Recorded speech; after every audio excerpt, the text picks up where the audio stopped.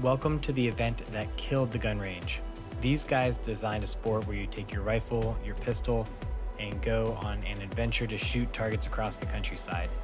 This go around is a 5.5 mile course with 5 shooting stages. And I enjoy sharing my adventures, lessons learned, and gear along these events. I was blessed to take part in the 24th anniversary of the original run and gun. This is the one that started the sport that is now across the country and has changed the sport of shooting.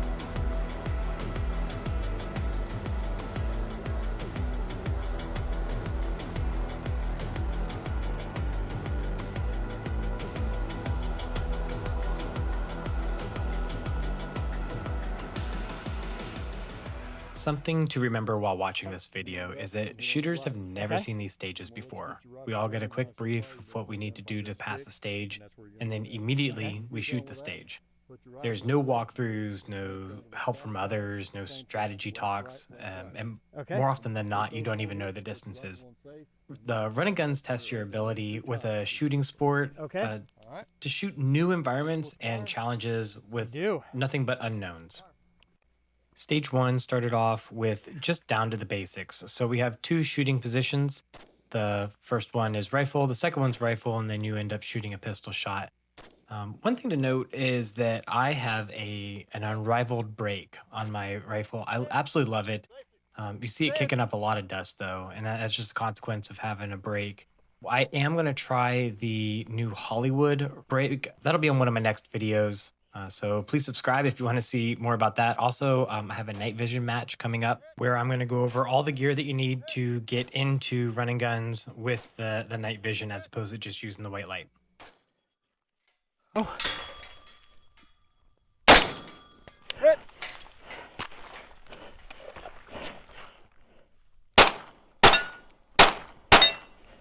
Good job.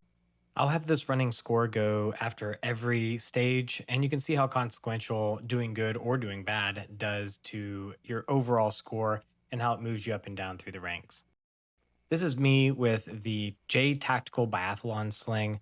You're going to see it all video long. I don't know what to think about it just yet. I had a whole bunch of bruises on my back. I didn't like trying to put it on and take it off, though it really was nice just being hands-free running. I'll do a better review of it later on down the road. The event was about 5.5 miles long, had 5 total stages, and it was covered in thorns that would go straight through your shoes. By the way, I recommend trail running shoes for these events, along with lightweight pants that allow you to run but still protect you against the environment. We had a decent weather day. I didn't get above the mid 80s, but as you can see, there's not much that stops the sun from beating straight down on you. So, sun shirt, a very lightweight sun shirt, is highly recommended. I switched from a Glock 19 to a Glock 34, and while my Glock 19 was absolutely fine, I believe the larger pistols are better suited for these competitions. And I also advocate for ports on your pistol. The combination allows for much easier follow-up shots. And also, I've had no issues under night vision, and the muzzle control is much easier, especially when you're shooting from odd positions or you're simply worn out. And I have a link below for Koran Customs, who did my porting job as well. Tell them I sent you.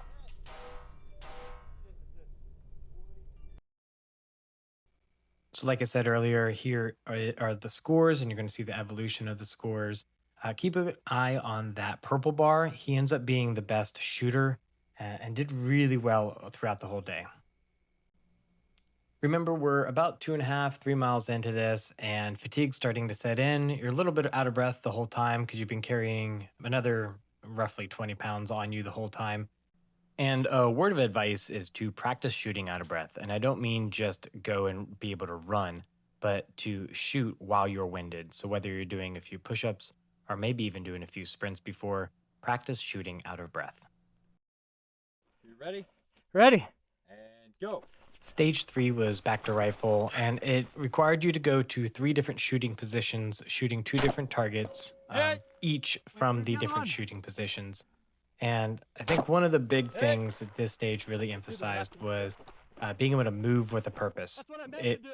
Most of the dead time was lost in being able to get up, get down, get to the next position. I'd also say knowing your impacts When you shoot, you should be jumping to the next target or being able to be standing up before the RO is calling your hits, your impacts.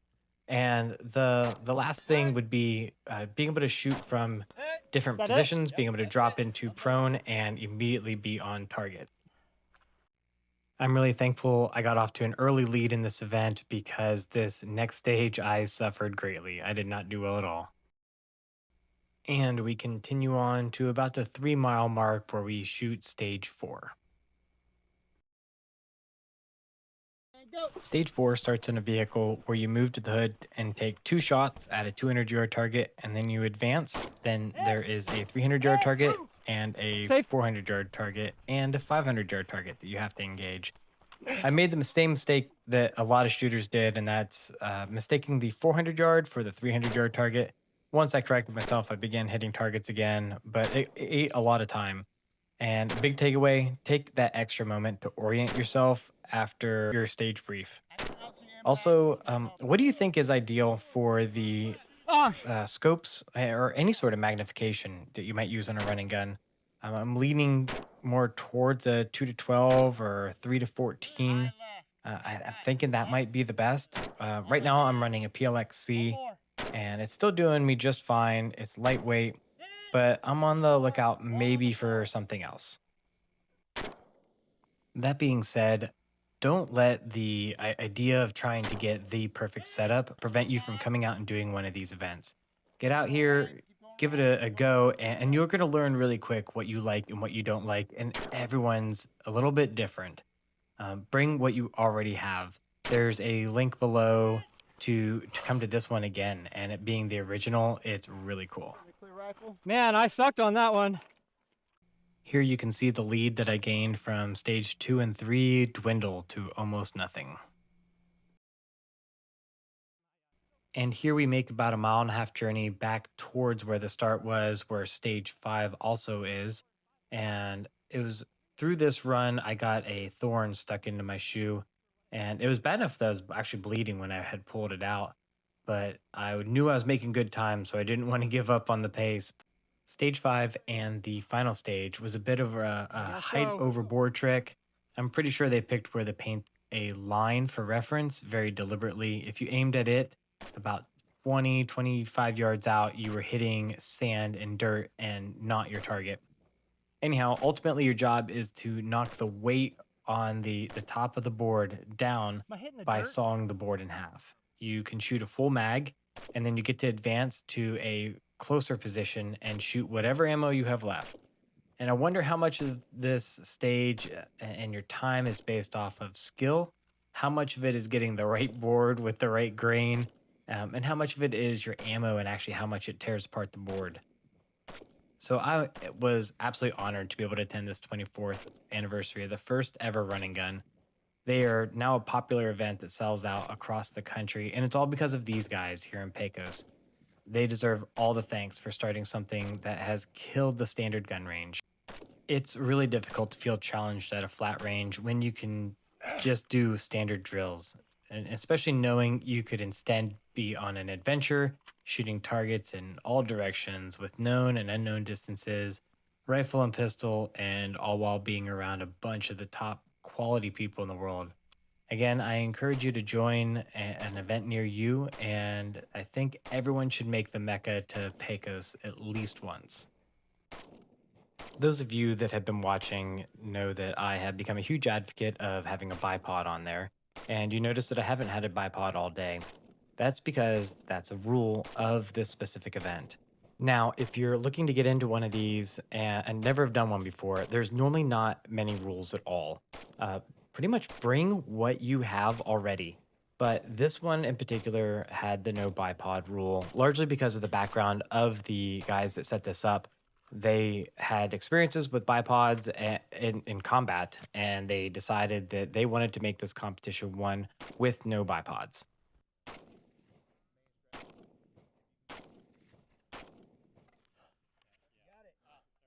Damn. Does it normally take that many rounds? The top place on that stage took only 47 seconds. I took 2 minutes and 10 seconds. And About half of the field wasn't able to complete that Okay. stage. And from here, the 5.5 mile course ends only about 200 meters That's a away, lot of right back to shooting. where you started. I absolutely have to thank the host for putting on this event and starting what I consider to be the best shooting sport you can be a part of. Nothing challenges your Just crossover, durability I of guess. shooting skills like running guns. You never know what the next event's going to have in terms of distances, rifle or pistol, challenging positions, and all while pushing your overall fitness with a heavy emphasis on cardio, which sets you up pretty well for the first two rules of the zombie apocalypse and also maybe rule 17. With the final scores, you can see how everyone did with their shooting and then how much it changes when you add in their run times. And that's how I eked out a first place at the 24th anniversary of the original Run and Gun. Next event will be an entirely different match under NVGs.